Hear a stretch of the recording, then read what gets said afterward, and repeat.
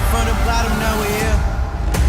Started from the bottom, now the whole team here. Where did the mythical creatures in Shazam come from? In the movie, the source of all magic, the Staff of Atlas, is stolen, and the God Realm in itself was enclosed and left without magic. The only thing that could bring it back was a golden apple, a superpowered seed that had to be planted in the God Realm. The staff ended up in the hands of Shazam in the first movie, which he broke in half. In fury of the gods, 3 of Atlas's daughters, along with Nyx, the goddess of night and death, came to retrieve the staff because they want the magic and powers that Shazam and his foster siblings turned superheroes now possess. I don't want to spoil too much for you, but one of these daughters goes all rogue and wants to destroy Earth by planting the seed on Earth. However, the power struggle gets super real and complicated when the seed grows into this monstrous tree with gargantuan roots that take over the city. These roots create pods of sorts, out of which come several beasts.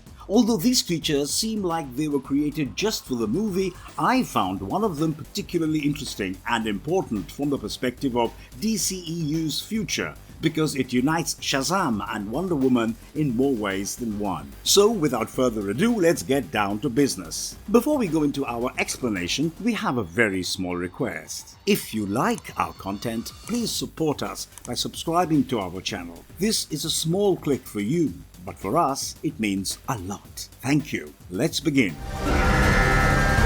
Started from the bottom, now we're here. Started from the bottom. Number 1. The Manticore and its comic book origin. The Manticore in the movie also appeared in the 4th issue of the 2022 comic Nubia and Amazons. Quite interestingly, Nubia was DC's first black female superhero, and she went on to become the Queen of Themyscira after Hippolyta was abdicated. Before becoming an Amazon, she was originally known as Zahava, a princess from the ancient kingdom of Madagascar. She led her people in a war against the kingdom of Aridae, but was ultimately betrayed by her lieutenant Azariah. Following her death in battle, Nubia was reborn from the Well of Souls, and she was born around the same time as Princess Diana, which has led to speculation that they were sisters. Nubia was the last Amazon to be born from the Well of Souls for a considerable period after her rebirth. Nubia assumed the role of the sole protector of Doom's Doorway in the underground caverns of Themyscira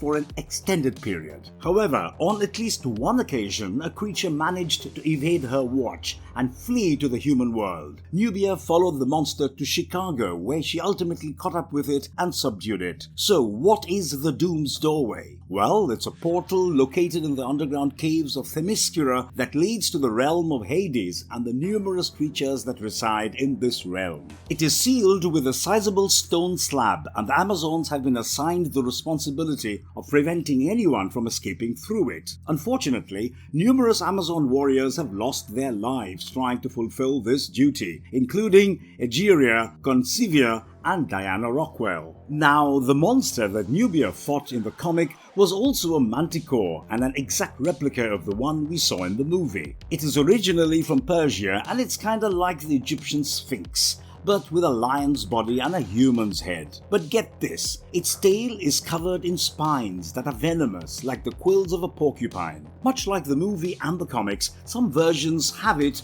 with a scorpion tail instead. DC already spoiled the cameo of Wonder Woman in Shazam 2 even before the film was released, so it's safe to say that the presence of a Themyscirian monster and the presence of Wonder Woman in the movie could be a hint that DC is going to take up Doom's Doorway more seriously. The Doorway has been in the DC universe since 1987 and made its first appearance in the 1987 comic titled The Princess and the Power. But what about the other monsters that appeared in the movie? Well, the comics have ever only shown the Manticore as a creature walking through Doom's Doorway, but it's possible that the other creatures that we saw also belong to the realm of Hades. Let's take a look at these from the least dangerous to the most. From the bottom, now the whole team here.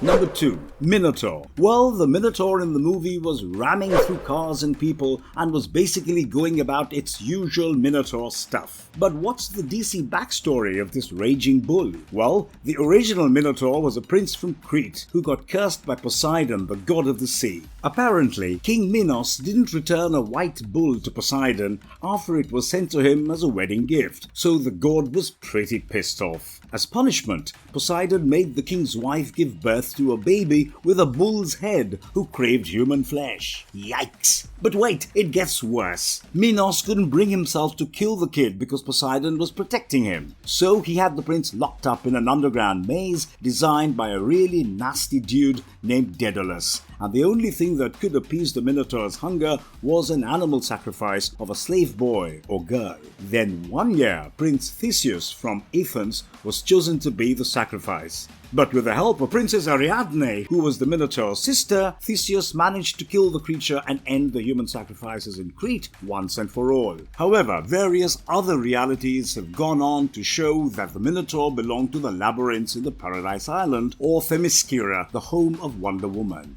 Number 3. Cyclops. In Greek mythology, the Cyclops were depicted as monstrous creatures, often portrayed as savage giants with a single large eye in the middle of their forehead. They were feared and reviled by the ancient Greeks, who believed them to be violent and dangerous. The Cyclops were believed to live in caves or underground lairs, where they would forge weapons and engage in acts of violence against anyone who dared to cross their path. It makes sense that the Cyclops appeared in the film as a villain. In fact, the Cyclops have been a part of the DC universe since 1941, and in various story arcs they have been depicted as denizens of the realm of Hades as well as Themyscira. Number 4. Harpies. In Greek mythology, the Harpies were a bunch of terrifying monsters that were part woman and part bird. They had the body of a bird, but their head was that of a woman, with sharp talons and wings that helped them fly. Known to be cruel and brutal creatures, they swooped down from the sky and attacked their prey with their razor-sharp talons and beaks. Some folks believed that they were the spirits of the dead and sent by gods to transport souls to the underworld. These monstrous creatures were also linked to death, punishment, and retribution. Harpies have been a part of the DC universe like many other Greek mythological creatures and made their first appearance in a Green Lantern comic.